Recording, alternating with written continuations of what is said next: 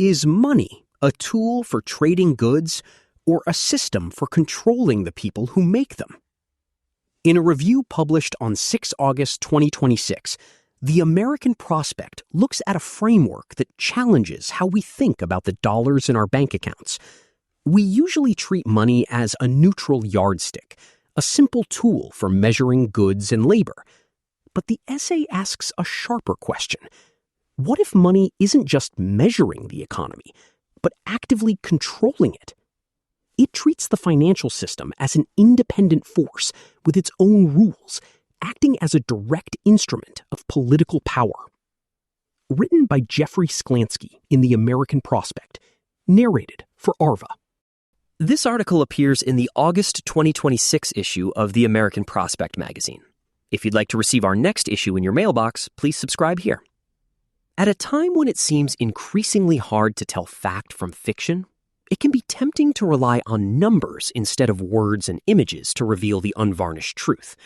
In a capitalist society, the main numbers are monetary: output and income, prices and profits, assets and debts. Converting subjective qualities into objective quantities, money appears as the ultimate impartial account, the bottom line. Yet rather than offering a transparent register of all the economic activities it represents, money is more like a magic mirror from a fairy tale, transforming the people and things it reflects. That's the fertile thesis of the economists J.W. Mason and Arjun Jayadev in their unorthodox new guidebook to what they call Money World for lay readers, Against Money. Against Money, by J.W. Mason and Arjun Jayadev, University of Chicago Press. Drawing on the left wing of the once dominant liberal tradition of economic theory derived from John Maynard Keynes, Against Money is less a polemic against the power of money in modern life than an incisive critique of how we think about the relationship between money and the labor and material wealth it is supposed to signify. In the conventional view, rooted in the classical economics of Adam Smith's The Wealth of Nations, 1776, money is seen as essentially a measure of the value of goods and services, based on either the cost to those who produce them or the utility to those who consume them, and a medium for exchanging commodities without requiring a coincidence of wants between buyers and sellers.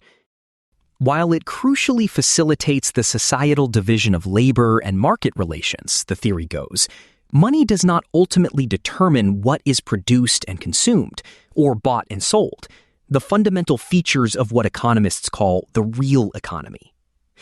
But as Mason and Jayadev's richly illuminating book shows, money in the modern world is actually the resource being measured and the ultimate object of exchange itself, operating according to its own rules rather than those of the market for goods and services depicted in mainstream economics, and shaping the real economy in its financial image, potentially for better as well as for worse. Perhaps the clearest example of the notion that the web of monetary payments is merely a thin veil stretched across all the things made and services performed in a market economy is the concept of a country's annual output.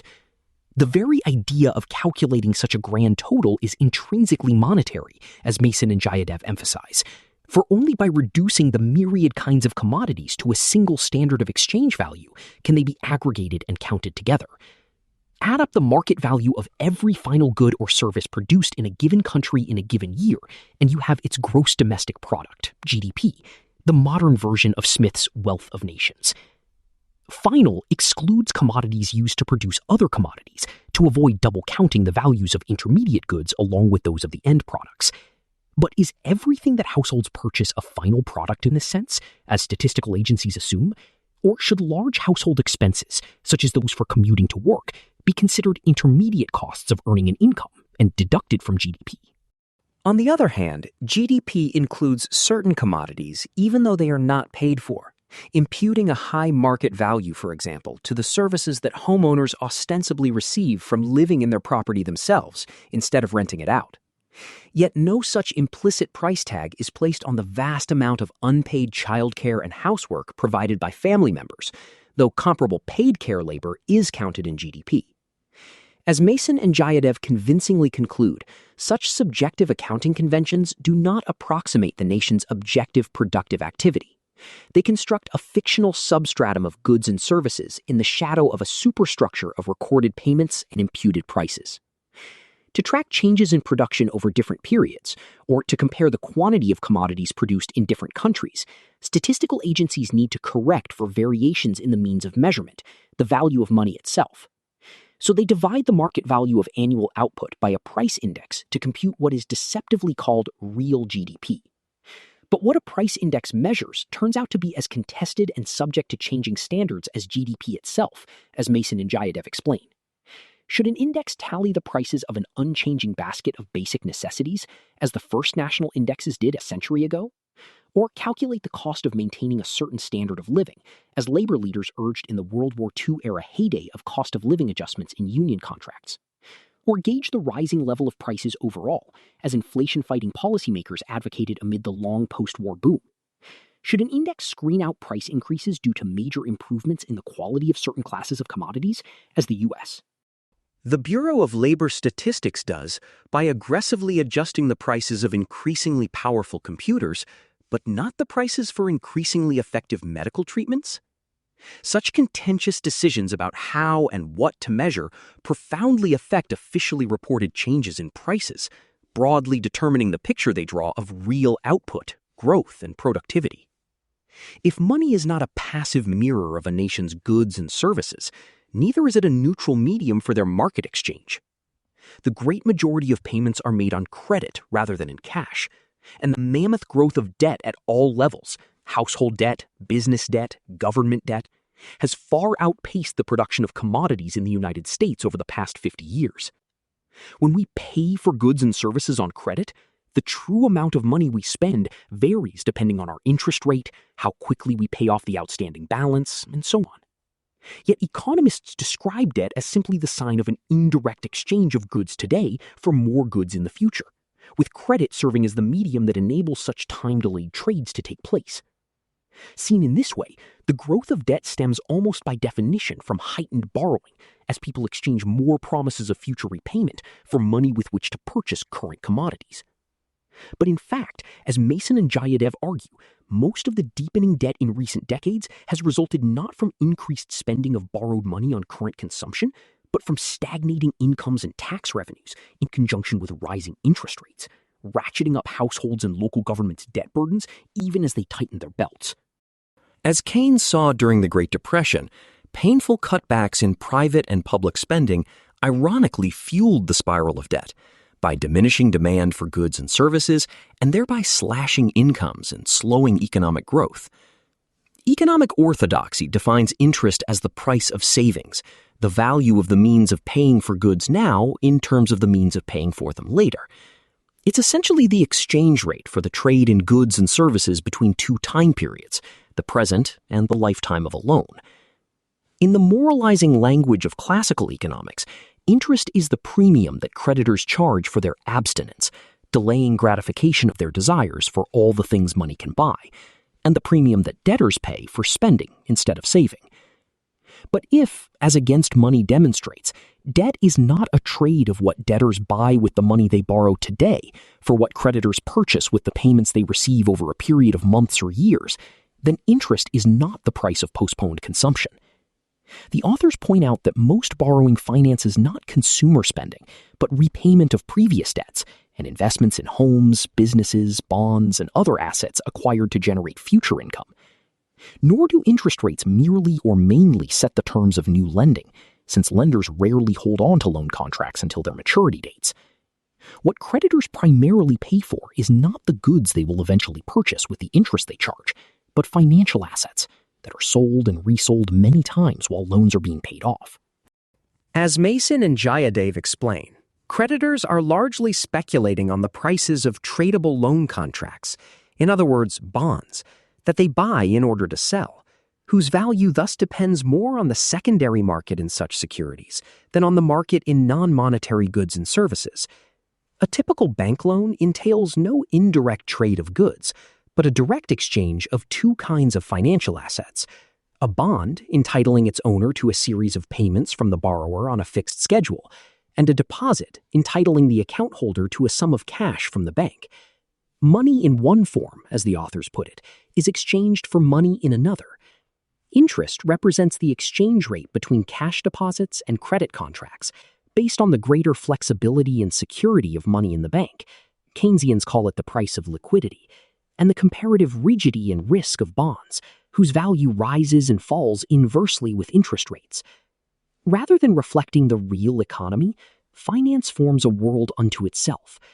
Critics commonly deplore the insular pursuit of financial profits on Wall Street, in reckless disregard of the industrial and commercial consequences for Main Street.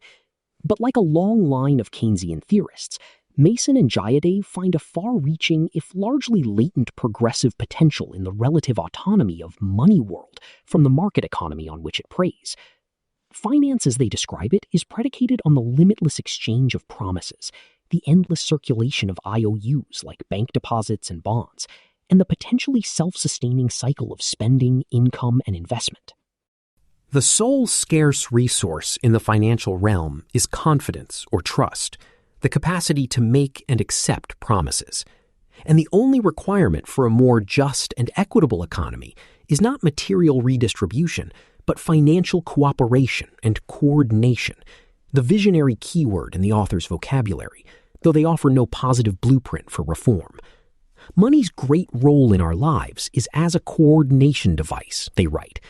Yet if money is not merely a measure of value or medium of exchange, it is also more than a means of coordination. It is a central instrument of class rule and subject of class struggle. If money appears as a magic mirror, its true power comes from those who wield it, and from the illusion that power emanates from money itself. Against Money says much about what this powerful device can enable people to do, but little about who actually does it.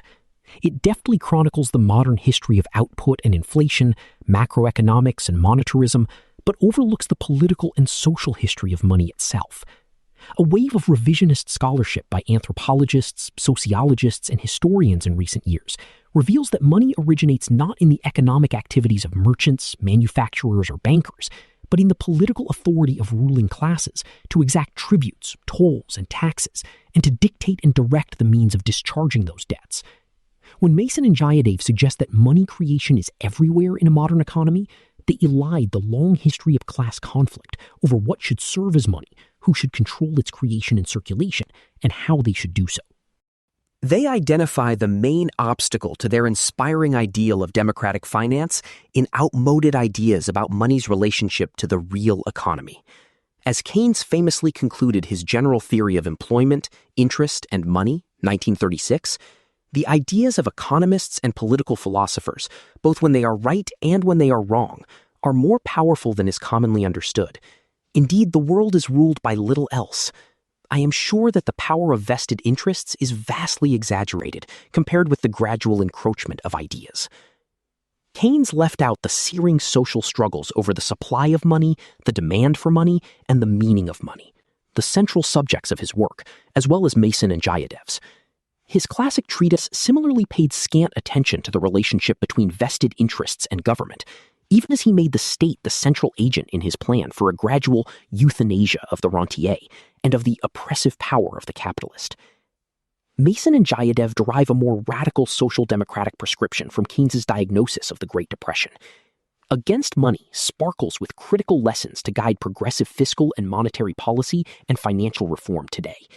But to understand why capital's power to oppress has proven more enduring than Keynes anticipated, this extraordinarily provocative study should be coupled with a searching examination of the class structure of modern money itself. This article appears in August 2026 issue.